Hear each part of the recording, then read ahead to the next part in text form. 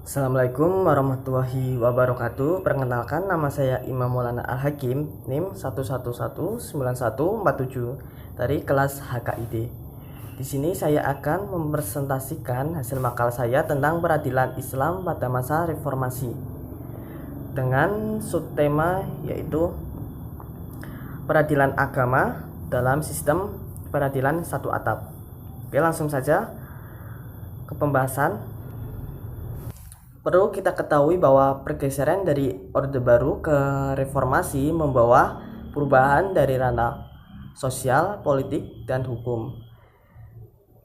Perubahan yang mendasar dari bidang hukum yaitu dilaksanakan amandemen atas Undang-Undang 1945, yaitu salah satunya pada pasal 24 ayat 2 yang berbunyi penyelenggaraan kekuasaan kehakiman dilaksanakan oleh Mahkamah Agung dan badan peradilan yang berada di bawahnya dalam lembaga peradilan umum, lembaga peradilan agama, lembaga peradilan militer, lembaga peradilan tata usaha negara, dan oleh sebuah mahkamah konstitusi.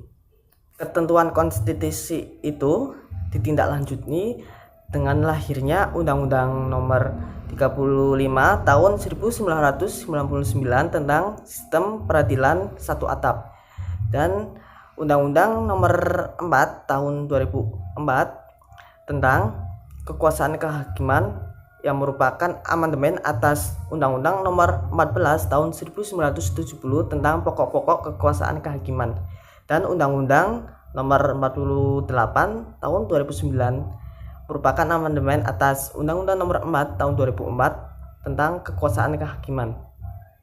Lahirnya berbagai peraturan itu menunjukkan adanya tekad yang kuat dan bulat dalam usaha penguatan terhadap prinsip kekuasaan kehakiman yang merdeka sesuai dengan ketentuan reformasi dalam ranah hukum, sekaligus merubah dalam sistem peradilan, yakni dari sistem peradilan mendua yang berpijak di atas dua kaki berubah ke sistem peradilan satu atap.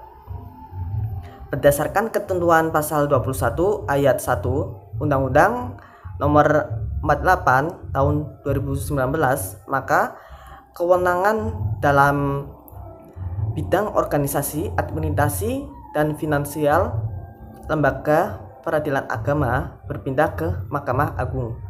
Kemudian pembinaan peradilan dalam sistem satu atap oleh Mahkamah Agung itu merupakan upaya untuk mewujudkan kemandirian kekuasaan kehakiman dan menciptakan putusan peradilan yang tidak memihak atau impartial. Perlu kita ketahui juga bahwa pengalihan peradilan agama dan Departemen Agama ke Mahkamah Agung banyak menuai pro kontra dalam lingkungan masyarakat Islam, terutama para elit politik dan tokoh agama Islam. Meskipun demikian, pada akhirnya semua pihak dapat memahami dan secara legowo dapat menerima mengenai kebijakan pengalihan itu.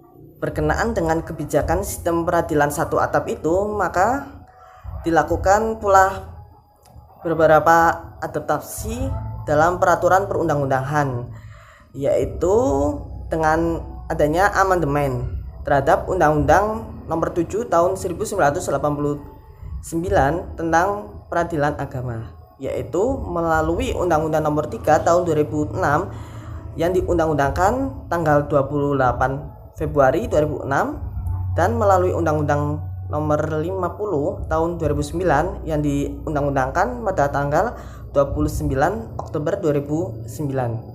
Beberapa amandemen atas Undang-Undang Nomor 7 Tahun 1989 tentang peradilan agama meletakkan dasar bahwa urusan organisasi, administrasi, dan finansial berada di bawah kekuasaan Mahkamah Agung. Dasar pemikiran dilakukannya amandemen atas Undang-Undang Nomor 7 Tahun 1989 tentang peradilan agama dimaksud agar prinsip kemandirian peradilan dan prinsip kebebasan hakim dapat berjalan paralel dan prinsip integritas dan akuntabel hakim. Meskipun mengalami beberapa amandemen, Undang-Undang Nomor 7 Tahun 1989 masih tetap berlaku sejauh tidak ditetapkan lain dalam Undang-Undang Nomor 3 Tahun 2006 dan Undang-Undang Nomor 50 Tahun 2009. Sekian presentasi dari saya. Mohon maaf apabila banyak kesalahan dalam penyampaian materi. Terima kasih. Wassalamualaikum warahmatullahi wabarakatuh.